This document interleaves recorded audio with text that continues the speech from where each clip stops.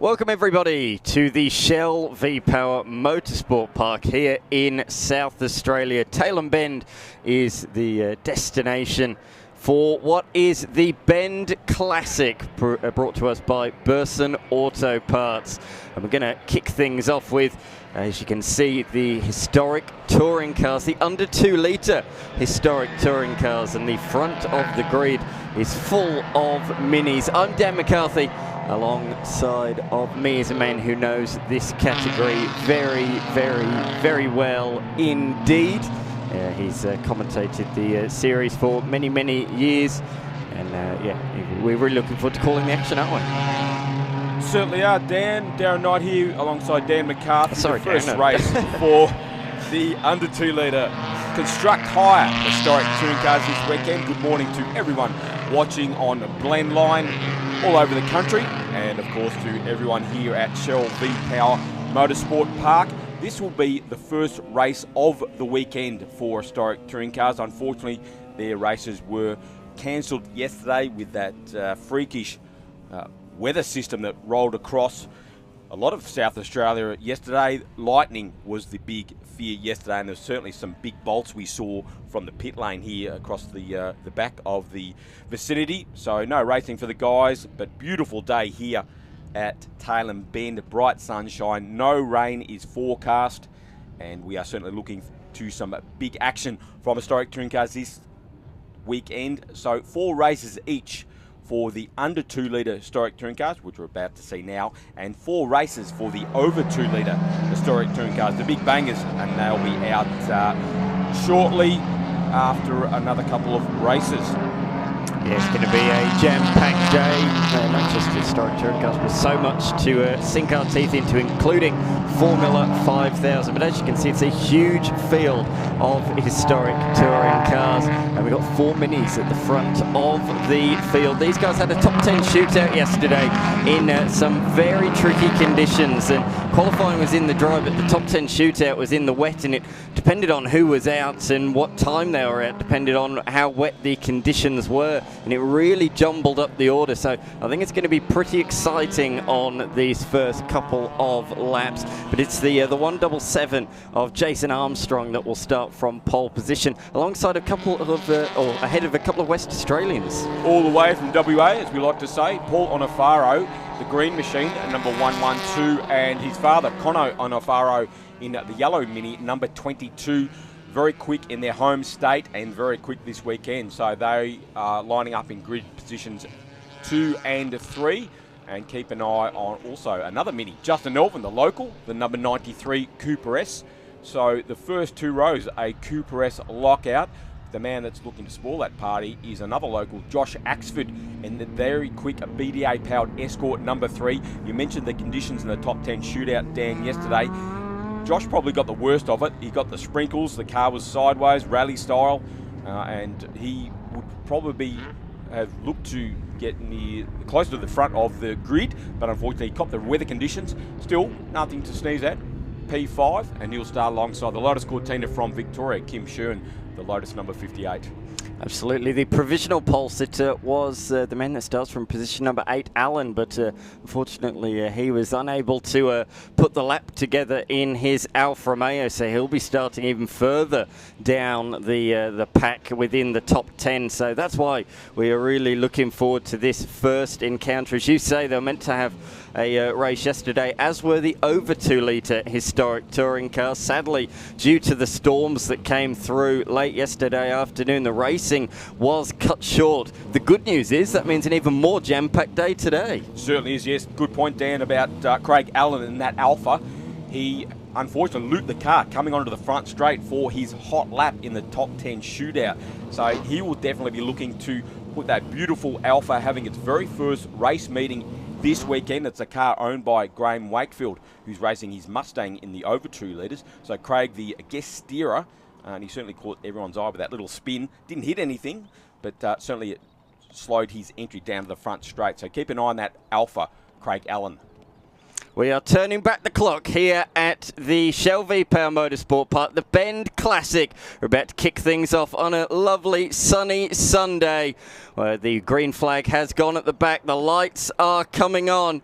They're out. We're underway. A lot of wheel spin from the front row of the grid. Both of the minis, they're bursting into wheel spin with the front wheels. And it looks to me like that's Onofaro, the second of the Onofaros, is going to try and split the pair, drive through the middle. And he's certainly got one of them, but not quite going to get through on Armstrong, who's going to hold the lead into turn number 1. Good start from Conor Onofaro, gets in front of his son Paul to slide into second place. You mentioned Dan, the wheel spin, the front row, both of them thought they were at the Summernats. Plenty of smoke coming off those diminutive 10-inch wheels as Jason Armstrong leads the pack in the red and black Cooper S number 177. Through the first sequence of corners, the right, left and the right, and then it really does open up. Here we are, look, the number 98, that is the Alfa Romeo drive we spoke of Alan, already making hay and moving through on Elvin, who qualified in position number 4, but further back a couple of the Cortinas are going for a move. That's a big send up the inside. Will Colton, the number 5 Lotus Cortina, just a big move there up on the inside of the Datsun 1600 of Vic Draper, and the pushrod Cortina of Les Wormsley, number 99, who's trying to fend off the Humpy Holden of Phil Barrow.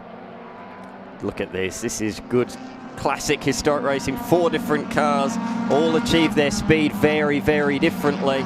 And through this middle section of the circuit, this should play into the Mini's hands. But these other cars behind it are pretty agile themselves, including that little Datsun, the number 65, swinging it through the long right-hander. It's a tricky corner, that one. If you're a little bit wide, you often lose the rear or potentially understeer, and it really does cost you time. It's a really deceiving corner, that one, as they blast towards turn 13. The blind rise through the crest, and using all the road there was the number 99 machine, the Cortina there, using all the road on the outside. But further forward, it's still the Minis at the pointy end of the field, but the question is for how long, because both the Escort and the Alpha have made good progress on this opening lap. We certainly have Josh Axford now up into second place in the BDA Escort. Right behind that, race leading Cooper S of Jason Armstrong. Craig Allen got through on Justin Elvin, so the Alpha coming through now. So Allen, the number 98 Alpha, trying to put the move on the bright green Cooper S of Paul Onofaro. Here we go then on the pit straight. Let's see the horsepower difference, the speed difference. The Mini really maximised the exit, took a very squared line to get the best run he could, but he's still going to lose the position. Speaking of losing position, through goes the little Escort into the race lead. So here's through and taking up the running ahead of Armstrong. So a change of the lead, and he's going to be challenged, I think, quite quickly by this car. The question is, how quickly can Allen move through the field? He's up to position number 5, in fact 4 already on this lap now, on the tail of the yellow Mini. He's going to look up the inside of Onofaro, I think, down towards the tight hairpin, turn 6. So Josh Axford, our new race leader in the Escort number 3. Jason Armstrong will not give up the fight, though, in that red Cooper S. Here we see the Datsun 1600 of Graham Jarrett, his first race meeting with a number 46 machine on the back of the Volvo of Sean Ralph, the local, the number 8 Volvo. Great to see a Volvo out there, isn't it? That's really cool to see. Oh, lovely exit from the little Mini, but I don't think he's going to have much room there. Too wide ahead of him, and he's going to have to slot in behind. Look at this, the approach, the different approach to the Mini, taking things a little bit more cautious than the BMW ahead of it. Great to see the BMW 2002. Fantastic to see. Immaculate condition. That's the Kirk Davis machine. That's in fact owned by his father, so Kirk stepping into the seat this weekend, having a good run there, trying to fend off the Cooper S, and then Will Colton in that very quick yellow twin cam powered Escort as the number 9 Cooper S of David Foster comes through on the Volvo of Sean Ralph. Now Kirk Davis in the BMW right on the tail of Graham Jarrett in the Datsun 1600 number 46. I noticed that Axford is not showing on timing. It's showing him down in position number 29, not recorded a first lap, but we can tell you he is in the race leading position at the moment. So some timing issue for the Escort out the front of the field. Oh, this is going to be a 2 for 1. I don't think he wanted to go for 2, but I think he was forced into it there. Nicely done. And he gets them both, and the little Cortina there was squeezed out wide, and that's going to affect his run all the way to the last corner. And through goes number 46 as well of Jarrett. So nicely done there, and the BMW might follow suit as well. So they're all changing around the tail end of the top 10 at the moment.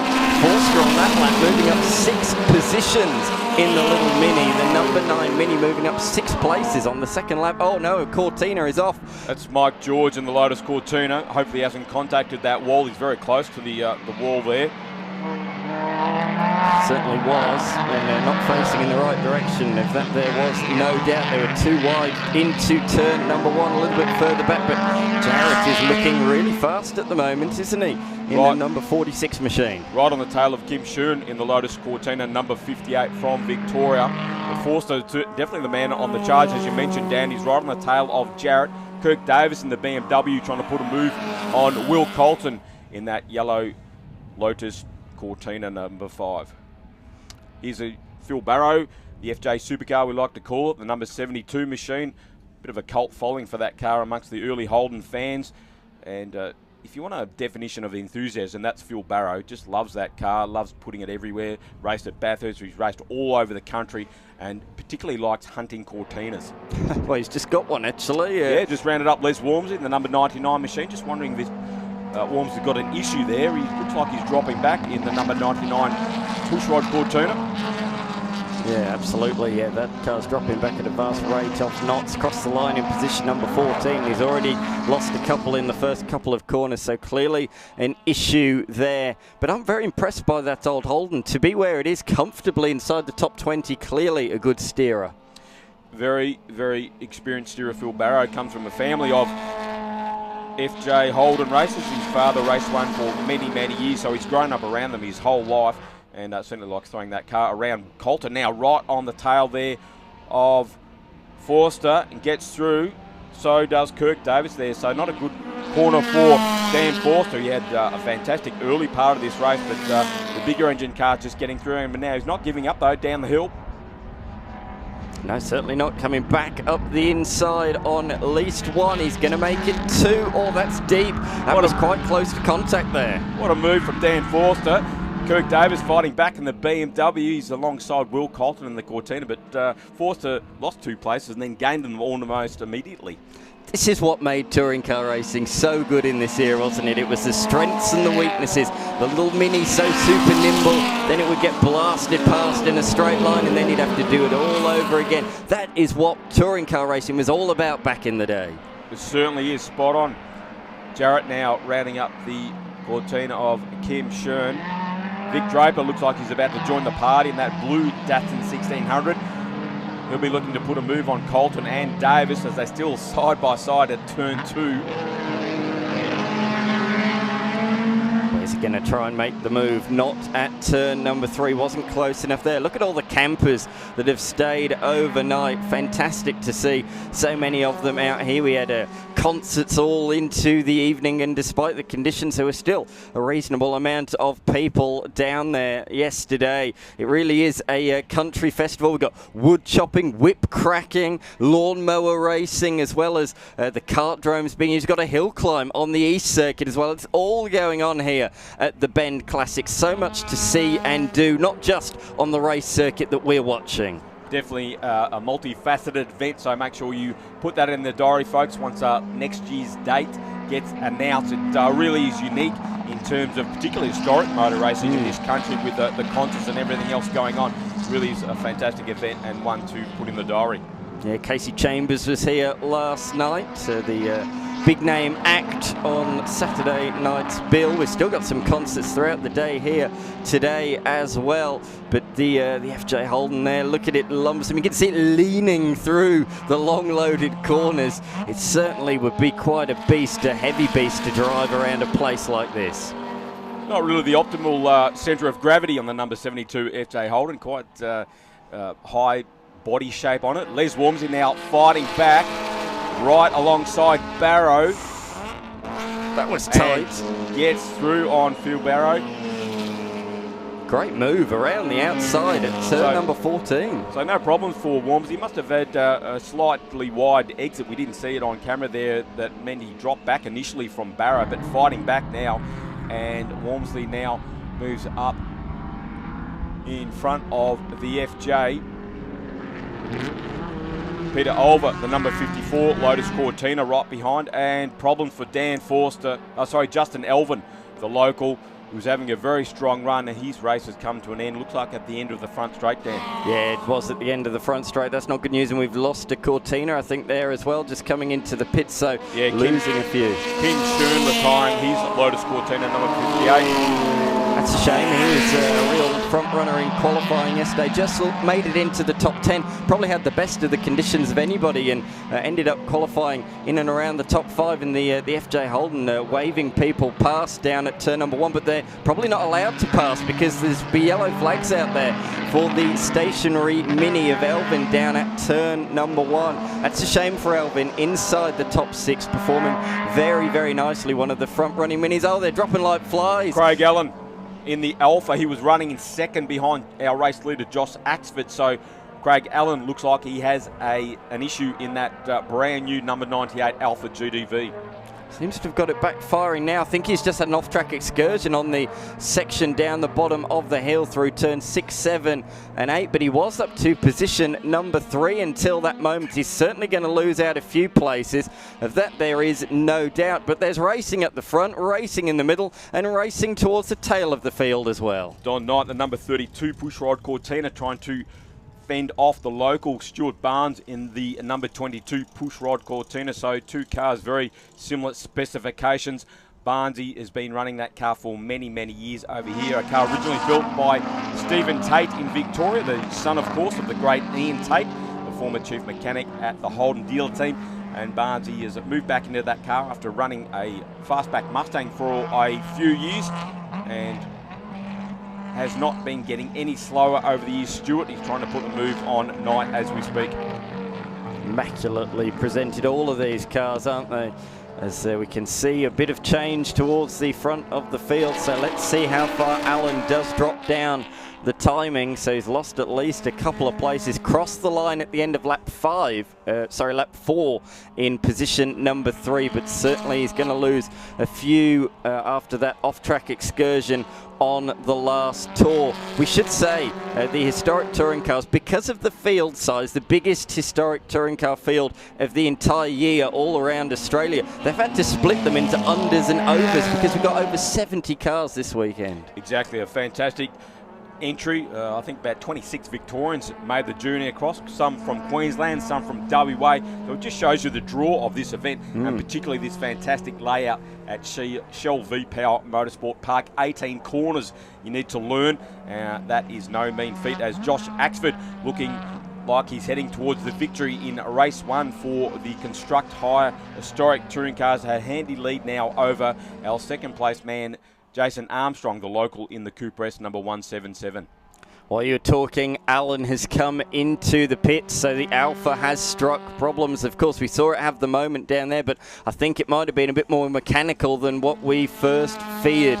So that is an absolute disaster for him. Had worked his way up to position number 3, but his race has come to an early conclusion. Just one lap shy of making it to the finish. That's real heartbreak for him. So there'll be a couple of top 10 contenders coming from the back of the field in the race later on today. But it's a big day for these guys. 4 races to come. This is the first. We've got 3 more after this. But out in front, the Escort has not put a foot wrong. He had to move through the minis quickly, and he did just that in the first couple of laps. And from there, he has not been challenged at all. Is he going to lap the Cortina before he crosses the line? He certainly will. He comes across the line to take the first win of the weekend, and it goes the way of Axford in the Escort.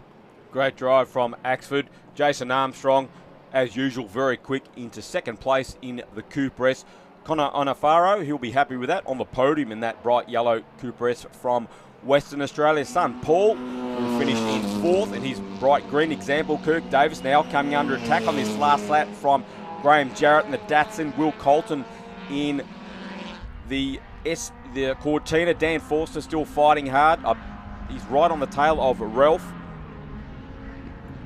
It's going to go right down to the wire, and so is this fight as well. The 4 of these guys fighting tooth and nail for position number 9. Or Davies got a little bit balked there by one of the cars ahead going wide and making a mistake, and that has allowed the 46 Datsun up the inside. But they're leaving each other lots of room. It's going to be a drag race. The BMW has been able to open up the steering and get on the power that bit earlier. He's going to come across the line in 9th, and it's 3 wide across the line for position number 10 in the end. It all changed around, so Jarrett, look at that, less than a 1/10 of a second ahead of Colton on the timing, and Draper just a 1/10 behind that, so 3, 10th, 11th and 12th, separated by just a couple of tenths. Awesome stuff. What a finish. Peter Olver gets home in front of Phil Barrow, who waves to the crowd.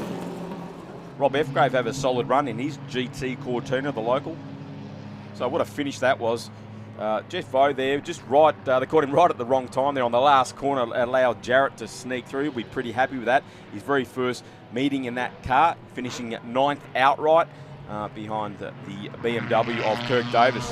He'll only get stronger from here as well. I expect to see him moving forward as he gets more and more confident with the machine. Treelaw is coming to the line in position just outside the top 20, 21st position for him in what is a fantastic field of under 2 litre cars. Such variety, so many different machines, from Cortinas to Minis to Escorts to Alfa Romeos.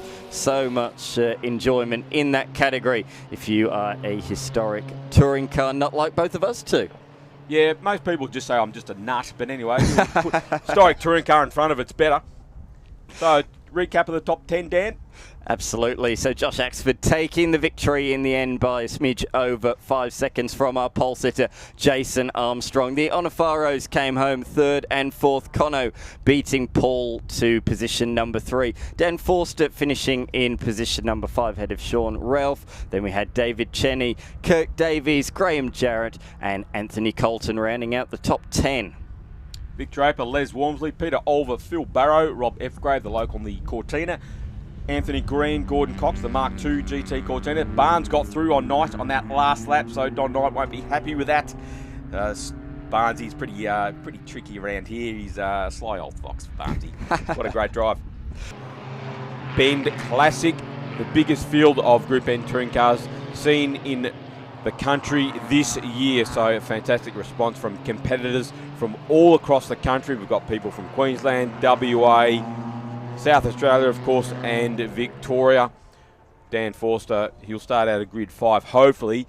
What a run he had this morning in that number 9 Cooper S. Unfortunately, having some clutch issues with his Cooper S number 9, so hopefully he'll get back out there. Justin Elvin, another of the locals, he had some issues with his car too, got quite hot, so not sure if he's going to take the start. But what a drive from Josh Axford, the local in the number 3 BDA-powered Escort, so all South Australian. Front row here, Jason Armstrong, very strong second place in that Cooper S, red with a black roof, number 177, and all WA second row, Conno Onofaro, the yellow machine number 22, alongside its son Paul in the green machine number 112. Dan Forster hopefully be out there out of grid 5 alongside the Volvo of Sean Ralph, the number 8 machine. Then it's David Cheney, the Cooper S number 158, and Kirk Davis, another South Australian in the BMW. Beyond that, we have the number 46 machine of Graham Jarrett in his Datsun 1600. He'll start ahead of Anthony Colton, Vic Draper, Les Wormsley, Peter Oliver. Then we have Philip Barrow, Rob Fgrave and Anthony Green rounding out the first of the 8 rows. Yeah, Les Wormsley, the number 9 and Cortina, the car is jumping out of gear, so hopefully it doesn't have any more of those issues. Gordon Cox out of 17 alongside Stuart Barnes in the red Cortina number 122. Then it's Don Knight, the Victorian number 32 Cortina, alongside Simon Browning, another Victorian in the Cortina number 57. Gary Chalor making a return to the circuit after 8 years in his number 11 Cortina, alongside Keith Williamson, one of those shy South Australians, number 49 machine. Of course, Keith a legend in these parts, now driving a touring car. Stuart Bailey, the number 92 Cortina, alongside Mike George and the twin cam Cortina. And then we go to the Taylor Woes, really. Evans, Vaux, they made it to the finish. However, the next three did not. Craig Allen, Justin Elvin, and Kim Shern. Three drivers that were comfortably inside the top 10 in qualifying and in the race before their mechanical dramas. So they will be three cars to really look out for at the tail of this field. Do we have all three? No, we don't, unfortunately. Kim Shern and the number 58 Lotus Cortina had a little fire in the engine bay of that car, so too much damage, unfortunately. Got to put out pretty quickly, but too much damage, so we won't see Kim back out there.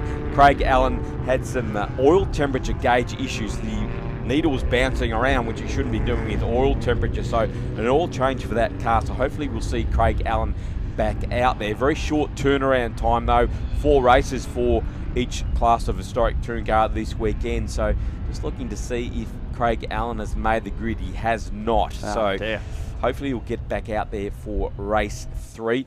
Brand new car. Jason Armstrong into the pits, the man that finished second this morning, coming into the pits. That's disappointing for the South Australian. Certainly is, and our pole sitter as well from the top 10 shootout yesterday. So Saturday went very, very well, but today started strongly, but not so good now. The 31 Cortina has stopped. Rod Evans, the Victorian in the Cortina.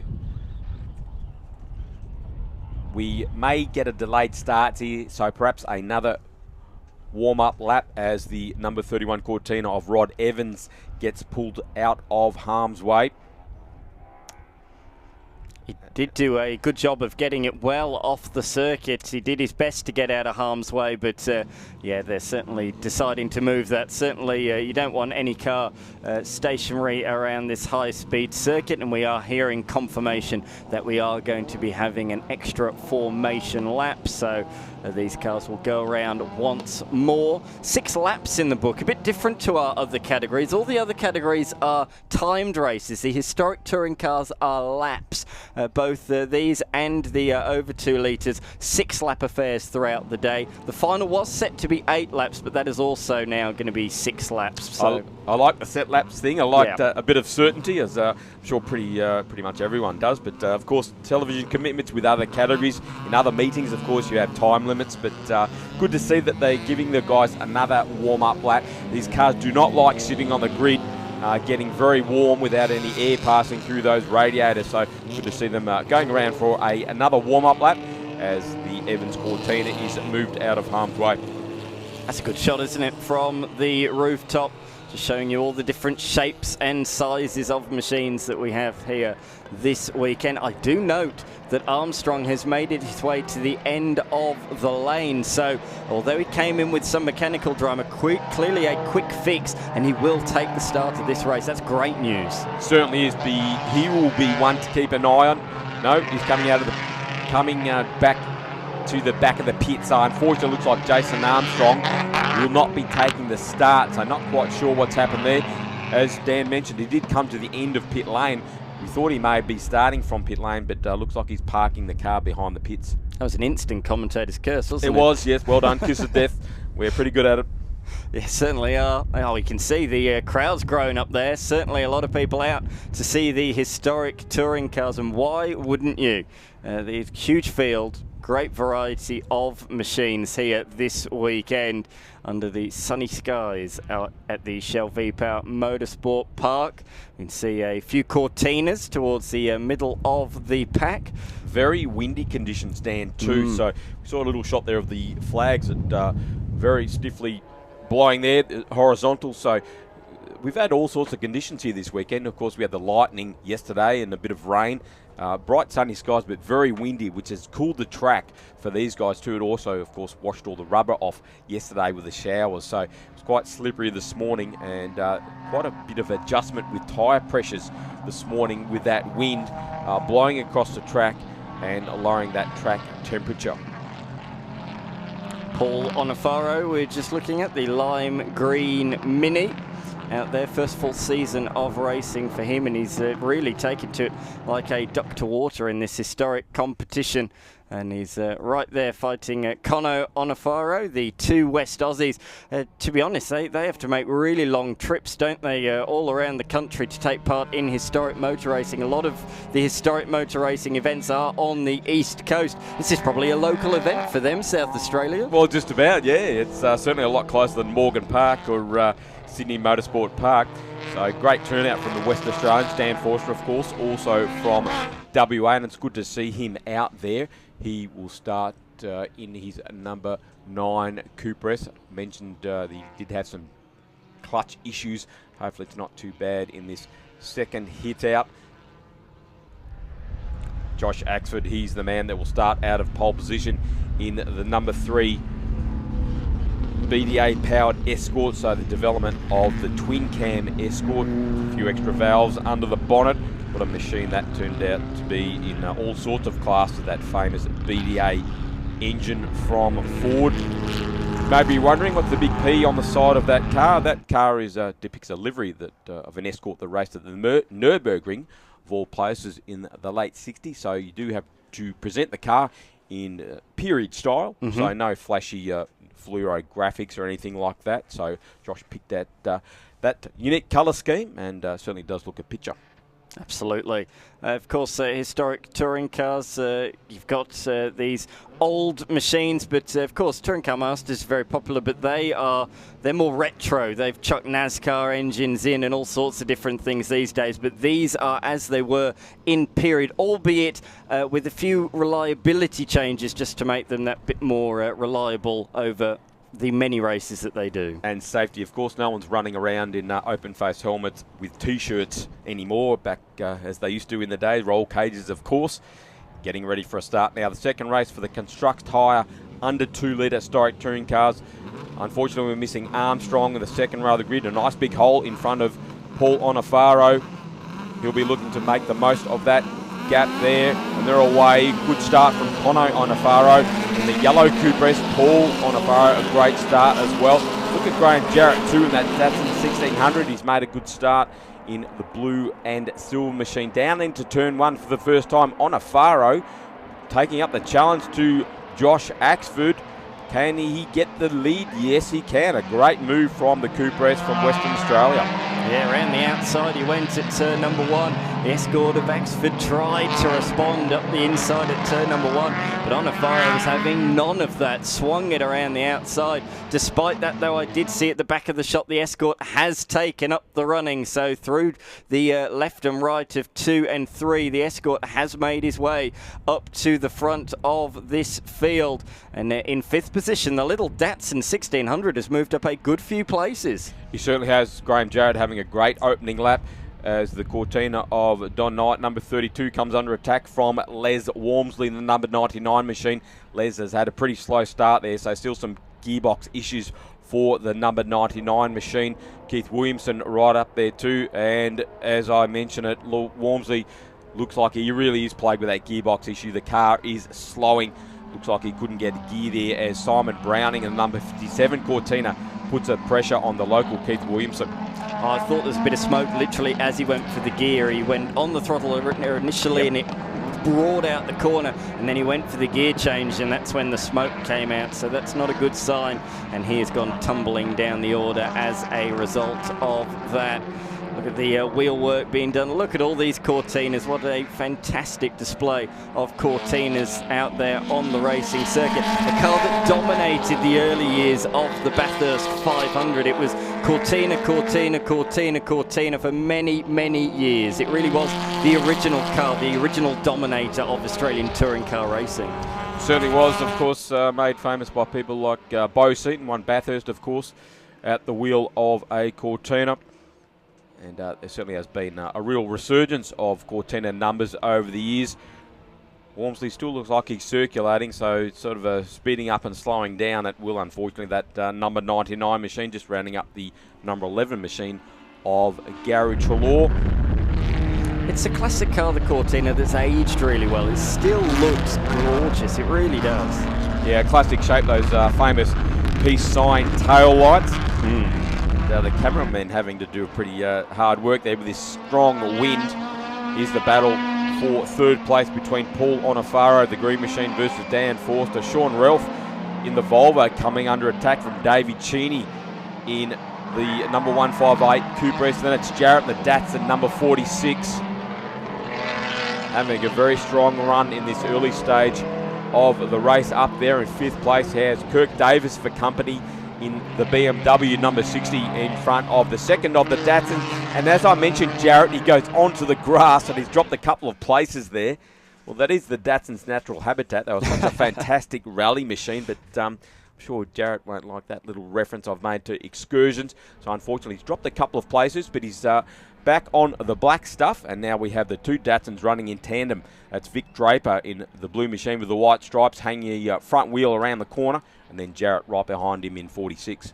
Yeah, that car's not raced for 12 years prior to this race meeting, so it's not only new to him, but new to this racetrack, that car. Of course, the Ben wasn't around 12 years ago, so a new venture for both car and driver. And we saw in that race earlier on today, he got stronger as the tyres came up to pressure. He got stronger as the race went on. He's made a couple of little errors early on in this one, but the good news for him is already first race meeting, the race pace is there. Yep, can't argue with that. New cars invariably coming back to the track have niggles, but touch wood, going well so far. It certainly is. Speaking and going well, unfortunately number 77 is not going well. Cox has come into the lane at the end of that first lap, so that's a shame for him. Gordon Cox, the Victorian in his Cortina, the Racer Industries sponsored machine, sadly has made his way into the lane. It looks like we've got a few less starters than what we had in the race earlier on, so although only 2 retired, there's been a few less starters in this one. I love the registration plates, really adding personality to the minis, each with a different message and a different indication of how they feel behind the wheel. There's quite some really funny ones, certainly the Green Machine of Onofaro. When you spy it, it's quite unique. Onofaro, the younger, has gone up into second place now on that lap, so some shuffling between those minis behind our race leader Josh Axford. So Paul Onofaro into second place, Conno Onofaro having a great battle here on screen with the number 9 Cooper S of Dan Forster. So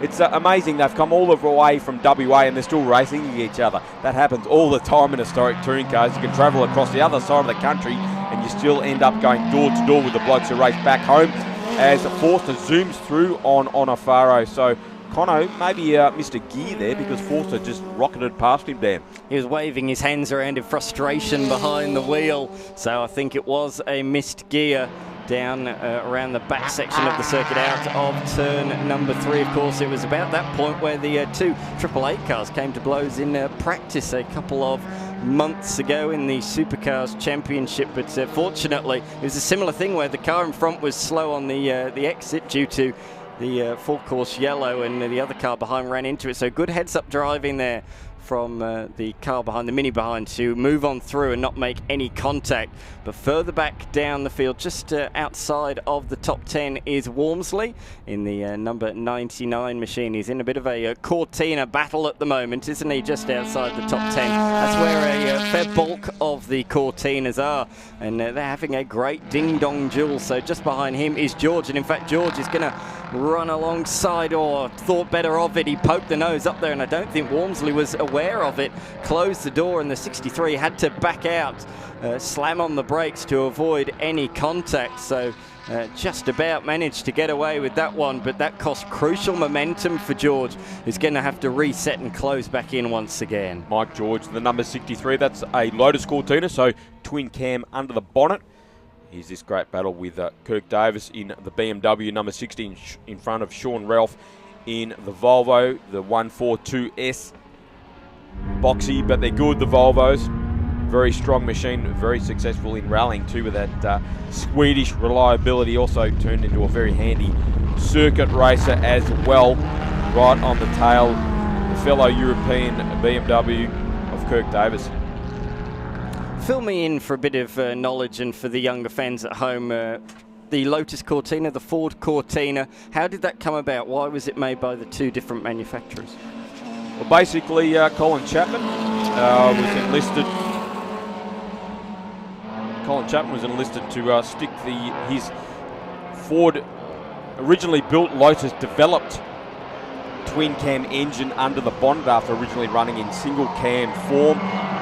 Vic Draper now really starting to put the pressure on Sean Ralph with 1 lap to go. So 1 lap has come off the race journey here, Dan, with that extra warm-up lap, which is fair enough. Still a fairly hefty journey for these cars, drivers and tyres, of course.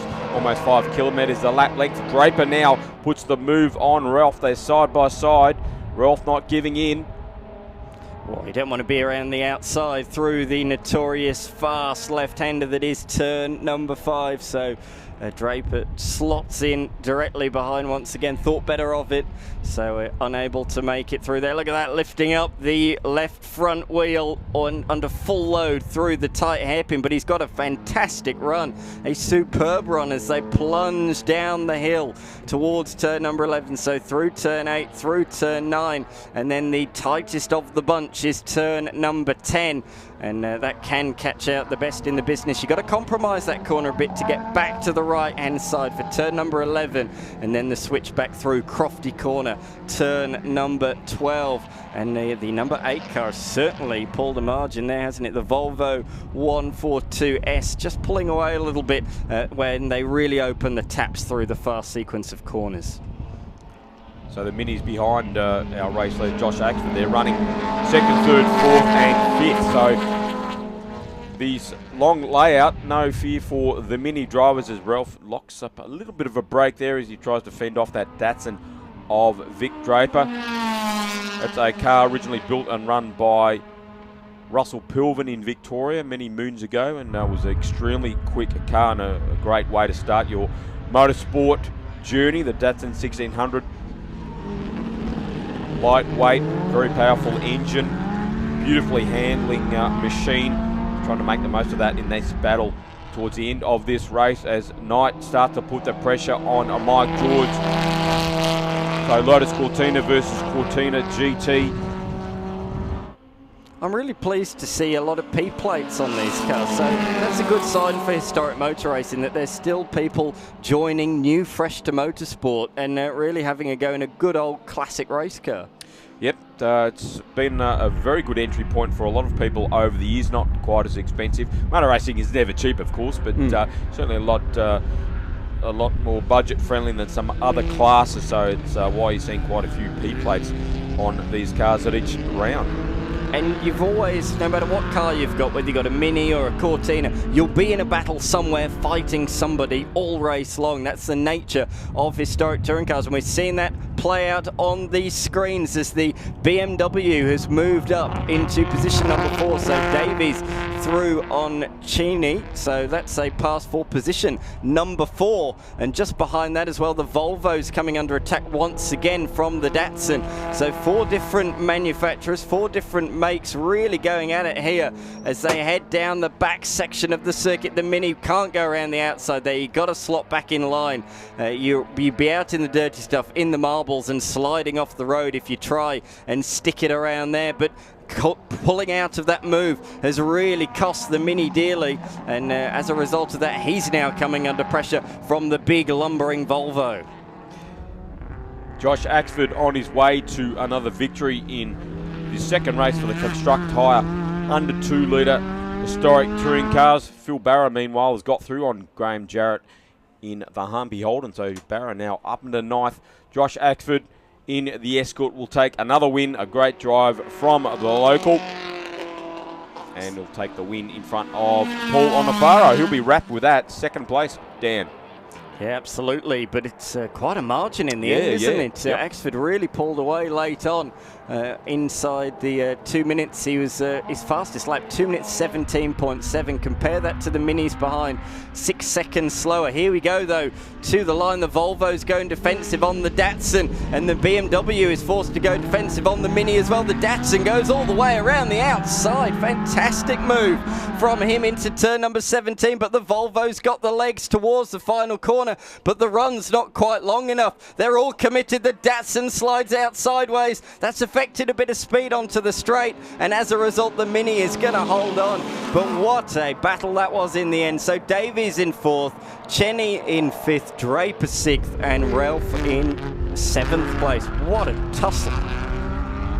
Les Wormsy a little bit wide there on the second last corner. What a drive from Vic Draper and that blue Datsun 1600 getting sideways, and just got home in front of the Volvo of Sean Ralph. Stuart Barnes will cross the line in front of Les Wormsy. So another strong drive from Stuart Barnes, and he'll be the first of the pushrod Cortinas across the line. Speaking of pushrods, here's Knight still trying to get past Mike George in the Lotus, and that looks like it will go Mike George way.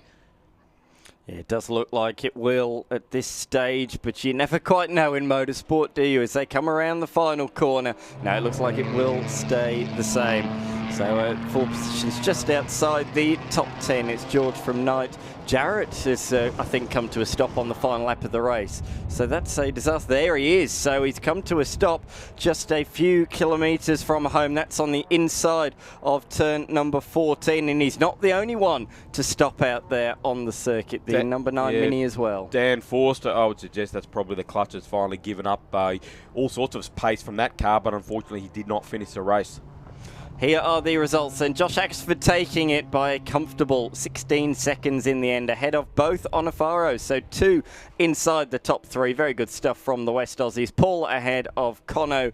Kirk Davies in the BMW finishing in position number 4. He just about held the hard-charging Mini off of Cheney late on. And then what a move it was from the Datsun to move up to 6th position around the outside of Sean Ralph at turn 17. That's one of the moves of the weekend so far on the final lap. Then Rob Evgrave, Philip Barrow and Stuart Barnes rounding out the top 10. Les Wormsley coaxed the brake gearbox troubled at Cortina to 11th in front of Mike George in the Lotus. Don Knight the Cortina, Gary Trelaw the Cortina, Keith Williamson in the Cortina, Simon Brown in the Cortina with 16th.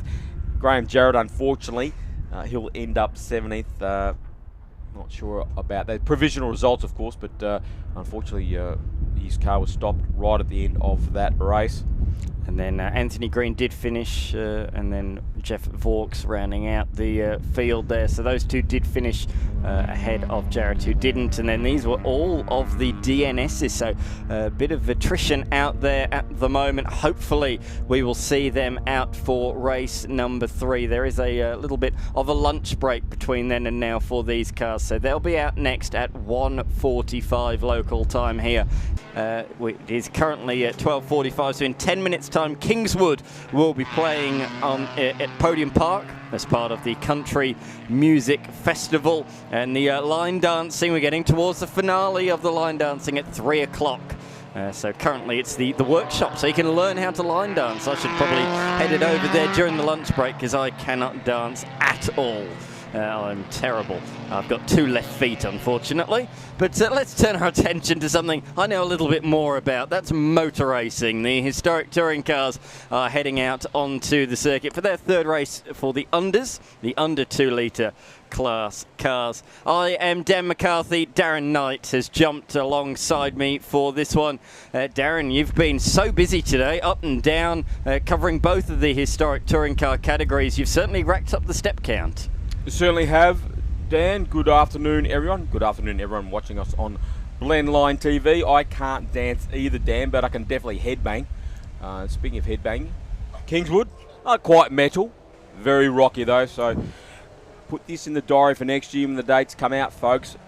Music and motor racing doesn't get much better than that here at the Bend Classic at Shell Motorsport V-Power Motorsport Park. And damn. Rod Evans again has an issue on the warm-up lap. You have to get towed off the warm-up lap in the race. The second race this morning looks like he's come to a stop, so hopefully it's out of harm's way. I'm not sure where that is in the track. Can you pick that up, Dan? Yeah, that looked to me like it was just out of the hairpin, out of turn number 6, I think it was. So somewhere around there anyway. There or thereabouts, just before, just after, just before I am hearing, so just around before the hairpin in that first sector once again. I saw them working away feverishly just moments before they were called to the grid. They were still making some big changes inside the engine bay. That car was not right. Fuel pressure was the issue for Rod Evans in the number 31 Ford Cortina, so it looks like it's come back to bite him. Great to see, however, Graham Jarrett back out on the track there, just coming on screen now in the blue and silver number 46 Datsun 1600. Had a flat battery, so either the alternator or the regulator was mucking him around, but a charge up of the battery and some tweaking, and Graham Jarrett is good to go. Got almost inside the top 10, in fact, when the car gave up the ghost on the last lap, so he'll be looking to come through the field in a rapid fashion. Absolutely. Speaking of rapid fashion, it's 2 from 2 so far for Axford in the Escort. He'll be starting from pole position ahead of the 2 minis directly behind the Onofaros. Have certainly been 2 very reliable and 2 very fast minis. Paul ahead of Kono, and then behind that we have Davies in the BMW 2002. Just being told it's a delayed start, Dan, so as we had in the second race this morning, we will have another warm-up lap. These cars do not like sitting on the grid, and they need to retrieve the stricken Cortina of Rod Evans. Speaking of Cortinas, great to see Will Colton at the back of the field. He's rejoining after missing the race, the second race this morning, after being very quick in the first race early on today, the first race of the day. So keep an eye on that bright yellow Cortina. Number 5, the twin cam Lotus-powered Cortina from Will Colton. He's now a former West Australian, now based in New South Wales. He'll be coming through at a great rate of knots. Definitely one to watch from the back of the grid, Dan. Absolutely. Also from the back of the grid, Alan in the Alfa Romeo. That car will be starting at the tail of the field. We might not actually be having a delayed start, but looks of it. Oh, there we go. Bonnet has gone down. I was just hearing about this in my ears. The bonnet was loose once again. Not the first time we've seen that this weekend. Oh, what did I say? Bonnet. Yes, bootlid. Yeah. Thanks for picking that up. No, we saw that at the start of his top 10 lap. Unfortunately, he had a bit of a spin. The boot lid was flapping on his warm-up lap, but that spin shut it down. So I don't know what that stupid boot lid is doing, because when they tried to get the boot lid open after his eventual lap, they couldn't open it. So it's being cantankerous. Well, it is Italian. You know, they're passionate. Yes. They can be trouble. I thought, the BMW is rolling forward, so it looks like it'll be an extra warm-up lap to me, definitely, as we had earlier on today. But I was wondering what the official was doing at the back. I thought she was going to wave the green flag and we weren't going to have a delayed start, but no, she pushed the boot down, and that means that that does not need to, or won't be a problem throughout the race. So a second warm-up lap. We saw earlier on that the 6-lap race is cut down to 5 laps because of the Cortina, causing the halt in formation, and same again here, so I expect a lap to be cut from this race as well. The competitors will probably be a little bit frustrated about that, but these things can't be helped, can they? Mechanical dramas 5 do laps, happen. still a pretty big journey around here for these old cars, and dare we say it, older drivers, some of them. So still quite a journey for these cars compared to some of the shorter circuits around the country. 4.95 kilometres around this magnificent 18-turn Shell V-Power bend layout. So 5 laps, still a decent journey. Just 1 lap less for that man on screen, Craig Allen, though, to scythe his way through the field. He won't need much more than a couple, I would reckon. That very rapid number 98 Alpha GTV, fantastic motor car, having its very first race meeting. The car owned by Graham Wakefield. He's asked Craig Allen to fold his lanky frame behind the wheel, and he's doing a good job so far. Just a few new car teething issues, of course. The oil temperature gauge was jumping around. So confirmation coming through, a 5-lap journey, not 6 laps. We still have another 6-lap race later for the Construct Hire under 2 litre historic touring cars. Of course, 2 more races for the big bangers, the over 2 litre historic touring cars in the offing as well, Dan. Absolutely, yeah. The field so huge this weekend in historic touring cars, we had to split them. We had to put them into unders and into overs. I think it was 70, or just shy of just over 70 cars that entered this weekend in the historic touring car field. So that's why we had to split them, where the grid capacity is not that big. We didn't want to turn people away, so very good thinking from the team at the Shell V-Power Motorsport Park. Let's split them overs and unders. and produces some great racing with all cars of similar capacity, duking it out. And we've seen non-stop action, particularly from this class as well. The under 2 litre tourers, they really did slice and dice their way with great abandon, and wherever you look, there's a Cortina just about. There's about 15 or 16 Cortinas entered this weekend.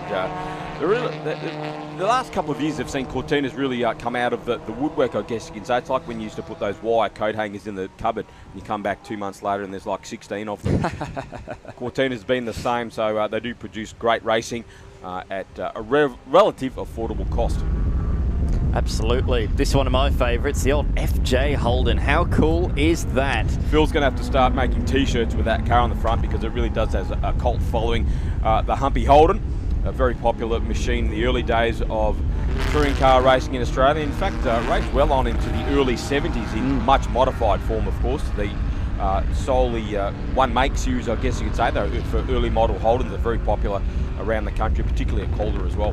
Every time I've seen him in the paddock, I've wanted to go and have a chat, but he's been swarmed by fans just asking about the car, and he's a busy man just answering questions. Well, put aside about half an hour, because you'll need it with Phil. Extremely enthusiastic, and he'll talk your ear off about his love for the early model Holdens, and his lovely wife Kelly too, a strong supporter of that Holden. Very parochial with the early model Holdens. Pole position, Josh Axford in the Escort. Armstrong, did you end up finding out what happened to him earlier on today? He may not be taking the grid. I haven't seen him at the back of the grid. Unfortunately, gearbox issues for the number 177 Cooper S of Jason Armstrong. Very disappointing. Very quick motor car. Provisional pole yesterday before the top 10 shootout, and strong finish in the first race this morning. But I'm tipping he's not going to make the grid. Hopefully he's out there. We haven't seen him yet, so we'll see what happens. Lights are out. There's a Cortina that was a little bit out of grid. Oh, in fact, speaking of off goes the, that's actually Jarrett, isn't it, towards the tail of the field, trying to make hay early on. Cut straight to the grass, which will affect his traction on the long run towards turn number 1. But once again, the Minis are challenging the Escort down into the first corner. Paul Onofaro takes the lead from Josh Axford. Connor Onofaro is battling out now with Axford for that second place, but on Paul's best start for the weekend, really hooked up nicely. We'll see if the Escort of Axford can fight back as the Cortinas continue to battle in the mid-pack. Craig Allen slicing through the field in that bright yellow Alpha number 98. He's made stupendous progress early on in this one. Headlights on, there's nobody that's going to miss that machine. I mean, it's bright yellow already, and then put the headlights on, and he is coming through already at a vast rate of knots. Jarrett gained 5 positions before turn 1. This machine, I think, has moved up half the field. He's inside the top 10 already from the very back of the field. A superb start, now moving up the inside of the BMW 2002 of Davies. So this is a top 5 position he's in. He's now on the tail of the Volvo as well of Ralph. He is right in and amongst this front pack. He's in contention already. Unbelievable. Well, not really, because Craig is a very rapid driver and the Alpha GTV is a very rapid motor car. A really fine addition, as you say, first race meeting, a fine addition to the historic touring car scene. I've seen a few race in recent years, but good to have at least one on the grid this weekend. And it's good to see the guys know how quick this car is and this driver is, and they're actually giving him a little bit of room as he comes through the field. They're not battling for positions. Could be different though once we get up to that gaggle of minis right at the front of the top 10. The Onofaros won't be taking a backward step, nor is Dan Forster in the number 9 Cooper S battling with Ralph in the Volvo. I don't even know if the Volvo will see him in the mirrors. It's that much bigger, both in terms of length and in terms of height. If he looks in the mirrors, he might just see a roof lining. Yes, a well-known fact, the Mini, very low roof line, very low profile. Everything about the Mini is small except its performance. Amazing motor car. And the Onofaros, Paul and Conno, are in second and third at the moment behind Josh Axford, our leader in the BD8-powered Escort. Forster's really moved up as well on this first lap, hasn't he? We spoke about a couple of the other charges, but the Mini quietly has gone about its business as well, although, just as I mentioned it, he's pulled to the inside and there's a bit of smoke from the tail of that machine. Some sort of issue. What a shame. What a fantastic first lap that was, but it's going to be to no avail. He moved all the way up to 5th. but he is pulled over to the side of the circuit. I fear that is a recurrence of the electrical issue that Dan thought he was having after that second race, some sort of dead short in the car, and that can be an endless process trying to track down a dead short in the car, and it looks like he may have run out of steam through that. But look at Craig Allen now on the tail briefly of Conor Unafaro in the Coupe, but looking to put a move on him already. The Alpha turns in. Conor gives him the room, so Allen now up into third place on lap 2 off the back of the grid. Incredible. And he's done it in the first sector of the second lap, so he's only covered about 7 kilometres in this race, and he's already up to P3, but it's going to get a little bit harder from here, isn't it, as he now has the next of the Unafaros pull ahead, and then the Escort has bolted off into the distance already, 2.2 seconds down the road, and of course that one lap being taken off could be critical come the end of this motor race. But here now is the fight for second. I feel this might be quite easy for him if he gets him on a straight, but we are coming up to the tightest section of this track actually. The repeated tight left-handers, turn number 14, and then what they know here in South Australia as the fishbowl, the corner that really falls away from you and then comes back up and rises on the other side, hence the name. Josh Axford, our race leader, is not hanging around. He knows that Allen will be coming through the field, so he is about 7 seconds up the road from this battle. Paul Onafaro hanging on for grim death there in the green Coupe number 112 in front of Craig Allen, the man that started off the back of the grid onto the front straight once again. 2-litre twin cam Alpha Power versus 1198cc single cam power for Paul Onafaro. Allen having a look up the inside on this very long front straight, almost a kilometre long, isn't it, Dan? About 900 metres? Correct, just shy, but through with that extra horsepower goes Allen. Unfortunately for Onafaro, the straight was just that little bit too long. He couldn't do much about that. His rego says he's a has-been. He's certainly not. He can certainly steer one of these machines around. And P3 in a little Mini is nothing to be laughed at, because this is a track that's well suited to the higher horse-powered machines. Have to find out the story of that number plate there. Has been Paul, only a young man, only starting his motor racing journey, so not sure where that number plate's come from, but we'll have to track that down. His father, Conor Onafaro, is up there well inside the top 5 as well. Here's the battle on screen between Ralph in the Volvo, Draper in the Datsun 1600.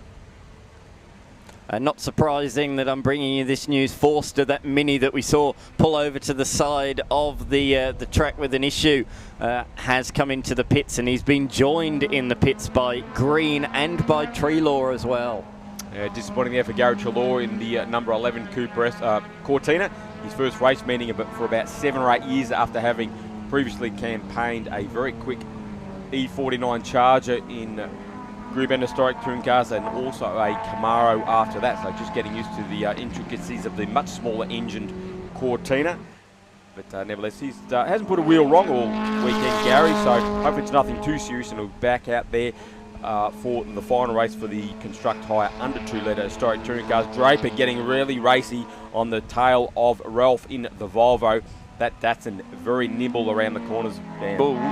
Just showing that there actually, with the rear end sliding out, just protesting the steering input through the fast left-hander turn number 13. These two are locked in a great battle earlier on, and they were also joined in that race earlier by Cheney as well in the little Mini, and also the 2002 BMW, which you can just see at the back of the shot as well of Davies. So there's been a change on this lap. Davies has fallen behind Draper, so I'm not sure if he's got a problem or if Draper's just really strong at the moment, but either way, those two have switched around on this lap, and clearly a distance has been pulled. Oh, big moment for the Volvo. What a catch, but that's killed his momentum onto the straight.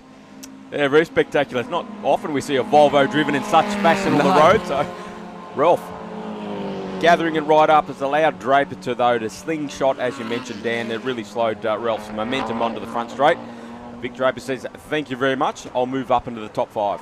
Last time I saw a Volvo driven like that was Scott McLaughlin in the Australian Touring Car Championship, V8 Supercars. Sort of a Volvo. Yeah, exactly, yeah. Volvo engine, body shape. Robbie Francivic, of course, the 1985 Australian 86 Touring Car Champion. He certainly was getting his brick sideways at every opportunity.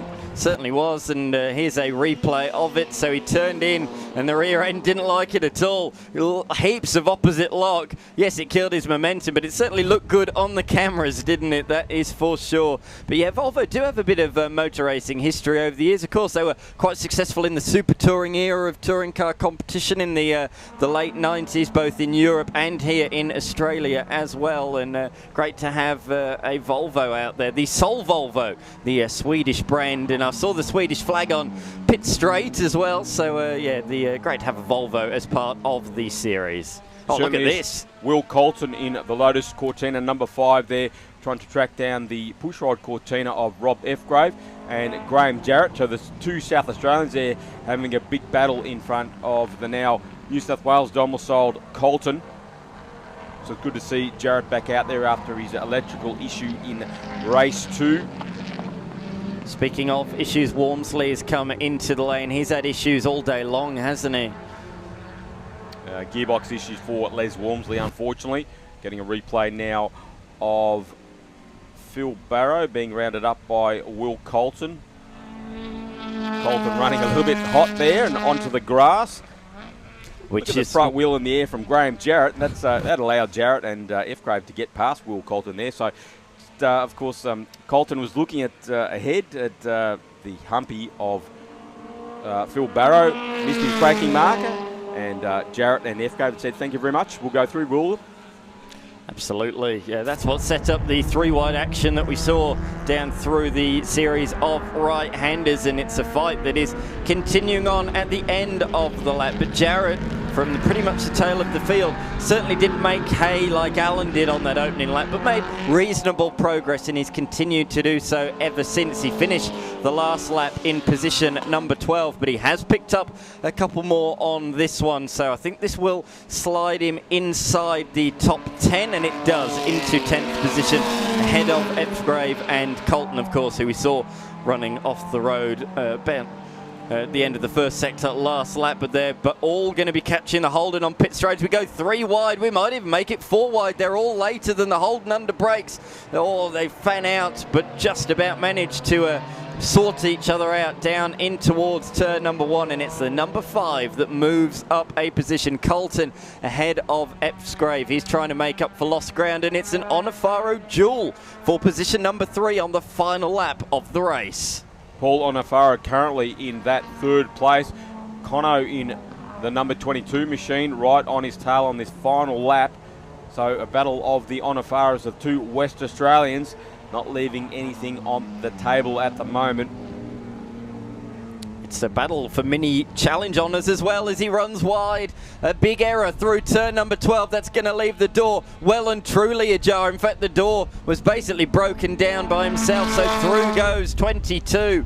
The second of the Onofaros, Cono Onofaro, moving ahead of Paul into turn number 13. But I'm running out of superlatives for this man out at the front of the field.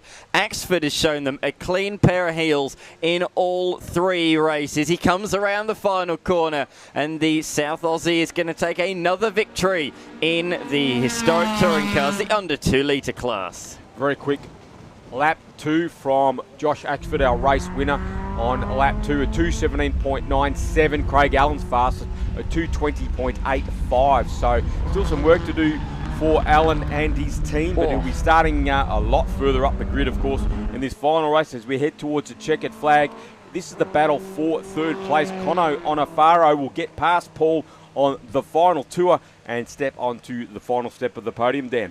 He may have got through at turn 13, but he very nearly threw it away at turn 17. He was in really deep. He probably didn't need to be honest, but he just about made the corner. He missed the apex by quite some margin, but nevertheless, a P3 for him, stealing it right at the death. Behind that, Draper prevailed in the top class fight for position number 5. And look at this, the number 46, the Datsun, is going to hold on just about from the Cortina. It's going to be quite a drag race to the line. half a car length in it as they cross the start-finish stripe. Jarrett holds on by position number 9. So Colton 10th. They both moved up a couple of places late on ahead of Barrel and Epsgrave. Something happening further back down the field. Oh, David Sheeny just going under Kirk Davis in the BMW. They both run wide, in fact. Absolute awesome battle between the Vimmer and the Mini of David Sheeny. Pandemonium down there, wasn't it? They both wanted to break as late as possible into turn 17 to hold the place, and both outbroke each other, but they both did finish inside the top 10 in that one in 7th and 8th respectively. Josh Axford taking the race victory ahead of Craig Allen, 24 seconds the margin, but what a drive from Allen from the back of the field. Conno and Afaro beat home Paul in the end. Vic Draper in 5th, Sean Ralph in 6th, David Cheney in position number 7 ahead of Kirk Davies. Those two had a little bit of an off-track excursion late on there, didn't they? Jarrett in 9th ahead of Anthony Colton. And if you're seeing those colours on the numbers, that denotes the classes within classes, if you like, of the groups NB and NC cars. 11th was Phil Barrow in the Humpy, Rob F. Grave in the Cortina 12th, Stuart Barnes in the Cortina 13th, Michael George in the Lotus Cortina 14th, Don Knight 15th, in front of the similar pushrod Cortina of Keith Williamson and Simon Browning. Jeff Foe was next. Les Walmsley unfortunately did not finish, nor did the very rapid sandgroper Dan Forster. The home here of the many racing disciplines, from karting to drag racing and to everything in between. Here is the grid then for this, the final race of the weekend. Josh Axford will be starting from pole position in the number 3 machine. The Escort RS 1600 will start from pole position. Alongside him will be Craig Allen, the Alfa Romeo that stormed through from the back of the field to finish in position number 2 earlier on. Conno Onofaro will start from 3rd, with Paul Onofaro alongside of him. Vic Draper in position number 5 will start alongside Sean Ralph. Beyond that, we have David Cheney, Kirk Davies in position number 8. Graham Jarrett in 9th. There was a good drive from him as well from the tail of the field earlier on today. Anthony Colton will come out of 10th ahead of the beautiful FJ Holden driven by Philip Barrow. Rob Epsgrave will start from 12th. Stuart Barnes from 13th, just ahead of Michael George. Then we have Don Knight, Keith Williamson from position 16 on the grid. And then beyond that, we have a few more runners to come, including Simon Browning, Jeff Vauxhall, Les Walmsley, Dan Forster, Anthony Green, Gary Trelaw, and Rodney Evans. All of those are question marks. All of those are cars that either finished slowly in the race earlier on or did not finish at all. And I'm sure a man with a few updates is the person sitting alongside of myself, Dan McCarthy. Darren Knight alongside of me. A few issues in the race earlier on. Have some of them got back out for this one? A lot have, but a lot haven't, unfortunately. We're missing the Don Knight Cortina GT. That has a very nasty sound coming from the diff underneath the number 32 Cortina. Gary Trelaw should be out there. He just burst a radiator hose in the 3rd race. They put a new radiator cap on it. The old radiator hose didn't like that extra pressure and blew. Rod Evans has had chronic fuel pressure issues, so he probably won't be out there at the number 31 Cortina. We saw a couple of times today he's had to be towed back in on the warm-up lap, so not expecting him to be out there. Nevertheless, still a fantastic field for this final race for the Construct Hire under 2 litre historic touring cars. Still very, very windy. I think we're all going home with windburn tonight because it has been very windy, but lovely sunny conditions here at Shell V-Power Motorsport Park. And these guys will be looking to end the meeting on a high, as you've mentioned a few times now. The biggest entry for Group N anywhere in the country this year, 70 cars. So we have the over 2 litres coming up not long after the under 2 litres to round out the program for the Men Classic for this year. It's going to be a really challenging opening lap. I was describing the circuit as almost a rallycross track with all of the cement dust that's been put down on the circuit in the last few minutes. So they're going to have their wits about them on this opening lap, and that's why they've been given this extra formation lap, just to find out exactly what the track conditions are like, where that cement dust is, and where any oil that may not have quite been cleaned up could be as well. There's still cars coming around the final couple of corners, so I think it could be a relatively long hold for Axford at the start of the field. But he's got his biggest challenger yet this weekend starting alongside of him for the first time. The question is, can Alan go with Axford? It will be very interesting. The lap times from the third race today don't suggest that, but anything can happen. Josh Axford obviously had a clear track, no one in front of him, so he could do whatever he wants. We saw Treloar just coming into the pits there, unfortunately. Stuart Barnes is sticking his nose out there. Hopefully he's lined up correctly. Green flag at the back, so Josh Axford in the BDA Escort left of screen, alongside Craig Allen in the Alpha GTV 2000 on the right of the screen. And they're away, the final race for the Construct Hire under 2 litre historic touring cars. Good start from Axford. Graham Jarrett stayed on the tarmac this time, had a bit of grass in the earlier race there. He's made a good start as well, as has Conno Anafaro. He's looking to put a move on Craig Allen already into turn 1, Dan. Now, we're missing the other Anafaro, aren't we? Paul not out there in this particular race, but so that's a bit of a shame, but nevertheless a good field for this final encounter, including the number 9 of Forster that had issues earlier on. So let's look to see him move forward. Oh, that was close. He had to move out the way, and so as well did the 158 of Cheney. Great heads-up driving from both of them to avoid the Cortina that looked destined for an impact, and it's nearly another impact with the FJ Commodore. Yeah. FJ Commodore, the FJ Holden, sorry, I should say. It's late in the weekend. It is. We'll allow that. So Stuart Barnes, all sorts of chaos there with a 3 wide. Stuart just overcooked it a little bit. Speaking of overcooking, has Axford done that? Because Craig Allen into the lead, Connor Anafaro right on Josh Axford's tail there. So new race leader, as Dan mentioned, the first time that Axford and Allen have been side by side off the front row all weekend after issues earlier for Craig Allen in the Alpha. But now he leads the race from Axford in the Escort and Connor Anafaro, the number 22 Cooper S. He's going with them early on. To be honest, the Mini's probably a bit more suited to these tricky conditions at the moment, but that was a lovely exit from Axford, who's looking to the inside, showing the nose, or is he going to send it to the inside? No, you don't see too many overtakes, do you, at turn number 13? It's quite a fast-flowing corner, and unless you're fully alongside or even with your nose ahead, very, very hard to make a move up there. He's got better opportunities around this section of the circuit. Out of the fishbowl, he'll be looking for a nice exit, a lovely run.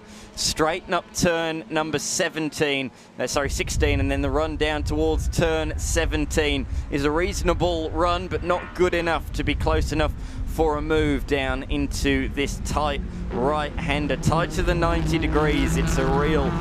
It comes back on itself a little bit, and as well the way the elevation is, it's down the hill going in, and then as you're on the brakes it's back up the hill again. Very tricky sequence of corner, really. Vic Draper hanging around with much intent in 4th place in that blue Datsun 1600 as we continue to watch the battle for the lead. Axford right behind the Alpha of Craig Allen. Conno Anafaro in the Cooper S. Axford now looking for a move into turn 1 underneath the Alpha, and the local goes through. A new race leader, Josh Axford, in the Escort. Nicely done. Clinical move, made that look very, very easy. We can assure you it isn't, and that's why we're in the commentary box and not driving a race car successfully. And a lack of budget as well, Dan. It's a lot cheaper commentating, I'll let you know, folks. So he leads the way. He's pulled out a couple of car lengths in those first sequence of corners, and they are gapping on Afaro. Certainly down the long pit straight, the Mini doesn't have the legs. In a little bit deep there for the Alfa Romeo. No, late apex really nailed that corner.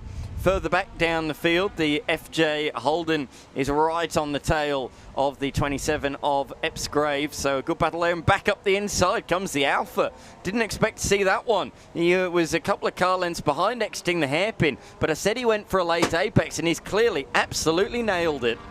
Yeah, the fast-flowing nature of this racetrack, I'm suggesting, I've never driven it, but it could allow itself to have multiple lines, and Alan demonstrating that, getting past that escort of Josh Axford. What do the competitors think of this circuit? Obviously, we got the overs and the under 2 litre class. This track hasn't been around for that many years, so what's the competitor fan base feel? Absolutely love it. They just love the challenge of the 18 corners, 4.95 kilometres of fast-flowing, undulating race circuit. They absolutely love it. And they are getting frustrated time from time with not nailing some of the corners correctly, because it really does muck up your next 2 or 3 corners, but they absolutely love it. And it is certainly a challenge, and it's great to see such a big response to the entry of Group N. Just shows you how much in awe this track is held by competitors in this category. Absolutely. Right, are we going to get a Control C, Control V situation? Axford's certainly going to try it. Oh, lost the rear ever so slightly there midway through the corner. Has that affected his straight line speed as a result of the slightly poor exit? Down the straight they come. He's certainly not as close as he was last time, and I don't think he's going to be close enough for a lunge. No, he isn't. Allen just covered himself off just in case. Half a car length, half car width to the inside. And look at this, the number 9, Dan Forster putting a move on Vic Draper. So Dan Forster, the West Australian, their Cooper S number 9, now moves up into a 4th place, with Draper back to 5th. He moved up over 10 places on the opening lap of this race, and he's continued to move forward as well. So yeah, now in 2 position. Number 4, here comes the escort. Litre on the brakes, showing the nose up the inside, trying to force a gap and really get it open with the nose of his car, but not able to do so. Alan wise to that one. He saw that one coming and knew he had that one covered from the distance out, and he is able to retain that lead position. But the fastest lap of the entire race was set by that Mini last time through, a 2-minute 24.1. Oh no! David Cheney in the 158 Cooper S was running in 9th. Looks like he has a technical issue. It's a bit of smoke coming out the back of the number 158 machine, so well inside the top 10. That's underneath the engine. That does not look good. So you see the oil streak on the side of the Cooper. Actually, it's all over the bonnet as well. Yeah. So unfortunately for David, looks like he's had a major issue. Hopefully it's just an oil line. We don't know, but that car does not look healthy. He's got that well off the racetrack. You might have seen some curbing and some tarmac, but that's on the West Circuit. So the shortcut out of the hairpin, so he's well out of harm's way. And that means we continue under green flag conditions, which is great news for Axford, who sends it to the inside at turn 17. Alan forced to go the outside, and oh, it's safety car. Midway through the manoeuvre, we went to safety car conditions. And Axford, I don't think the Mini's aware of it. Axford certainly is. He's come off the throttle, and the other 2 have roared ahead, so we are under safety car conditions. Onofara will certainly have to give that one back. The question for me is who was leading at the time the safety car was called? Yes, very interesting. So if the race finishes under safety car, that's going to be really contentious, isn't it? Yes, and certainly. Very important to work out who was in front. Yes, certainly. You don't have the fancy timing loops like they do in NASCAR to work out who was in front when the yellow came out. Absolutely, you're correct there. Just the one single timing beacon is used here on effectively what is a state meeting, although we've got lots of national competitors. It's run like a state meeting, so only the one timing beacon, not even sector splits. So yeah, there's no way of determining that one. What we do know, though, is definitely the Mini overtook after the safety car was thrown. He'll probably be aware of that and will probably let the car behind through. Let's see if the replay gives us any indication of that matter. I'm going to be looking for some safety car boards potentially to come out. So here we go up the inside for the move. Let's have a look. Oh, he's already flashing. He's already flashing. Yep. Heading into turn number 17. A bit of a lock-up. And yes, he did move his way by, but on the exit of the corner is when he saw the safety car board. So that confirms it. Great replay from the team at Blendline TV. That unequivocally confirms that the number 98 of Allen was leading at the time of the safety car. Excellent work, and Josh Axford did put his hand up to acknowledge that yellow flag, so spot on. So we're suggesting the yellow flag has been brought out because of the expiry, unfortunately, of David Cheney's Cooper S, which has dropped some oil. There's certainly all oil over the car, and of course we had the previous open wheeler race finish under yellow with the oil all over the racing surface, unfortunately.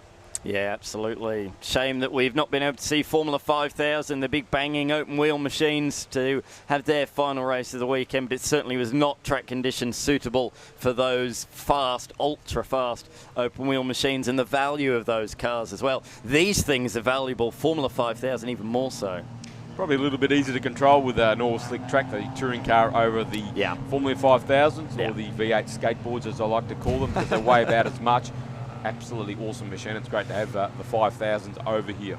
Absolutely it is, and a good field to start off the weekend. We started with 10. We did lose a couple, but to be fair, there's still a good portion of them running at the end of the weekend. Have to thank our volunteer marshals and officials for all of their work this weekend, particularly in the last few minutes with the oil spillage. Certainly, thank you for that reminder. I must thank Matt and Jed, flag marshals here. They were on duty here on Friday morning when Don Knight ran off the track, ripped off his brake scoops. One of the brake scoops was being towed along behind him for a couple of laps, looked like a little water skier, but the other brake scoop landed out on the outside of the circuit, and Matt and Jed were able to communicate with the corner workers, and Matt actually went and retrieved that after the next event and returned it. So well done to all the officials, and thank you very much to Matt and Jed on the flags. And well done to all the flaggers and all the officials out there in very trying conditions over the weekend. Yeah, we've really thrown everything at them, haven't we, this weekend? Friday was sunburning weather. I got sunburnt on Friday. I know a lot of other people that did as well. Saturday, yesterday, we had the thunderstorms, the significant rain, which meant that racing got cold early. But today we've had an even bigger schedule. And as a result, it's been a jam-packed day. And as well as that, we've had a lot of wind today. Speaking of today's action, we are hearing the checkered flag is going to be thrown on this lap, unfortunately. Oh, the number 9 is coming into the lane. Oh, no. What a shame. Dan Forster has chucked away the podium, unfortunately. I'm not seeing a checkered flag, actually. We were told, there it is. Only the one checkered flag waving. The one that normally comes over the fence is not being waved, so that's what caught me out there. Checkered flag has gone out, and Allen takes his first race victory of the weekend. Only just, though, just about held on. The safety car certainly falling just at the right time, just in the nick of time for the Alpha driver. It certainly did, yeah. Well, good performance there from Craig Allen, the very first race manning for this car that was rebuilt from a Group S machine originally, so a good win for car owner Graham Wakefield. Here's a confirmation of the top 10, Dan. I have a feeling Onafaro has an asterisk, no doubt overtaking under safety car conditions out of turn 17. So provisional. Yeah, provisional results on the screen, absolutely. Josh Axford in position number 2, I believe. So then it'll be Draper, Sean Ralph, Anthony Colton had a good final race, moving up to position number 6. Same with Graham Jarrett, Rob Epsgrave in position number 8, Phil Barrow in the FJ Holden in 9th, and Stuart Barnes rounding out the top 10. Unfortunately, we would have had Dan Forster in 4th, but unfortunately came into the pits before the checkered flag. So unfortunately for Dan, his race has ended well down the order, and well, he won't finish now. No, absolutely not. No, a DNF. Michael George in 11th, Keith Williamson 12th, Simon Browning, Rodney Evans. There is Dan Forster, a DNF. And Vokes has just crossed the line now, so clearly an issue there for Jeff Vokes to fall that far behind the safety car. Maybe a spin or something out there on the racing circuit. Certainly an attritional end to the day for the historic touring cars. But Darren Knight, thanks for calling that one alongside myself.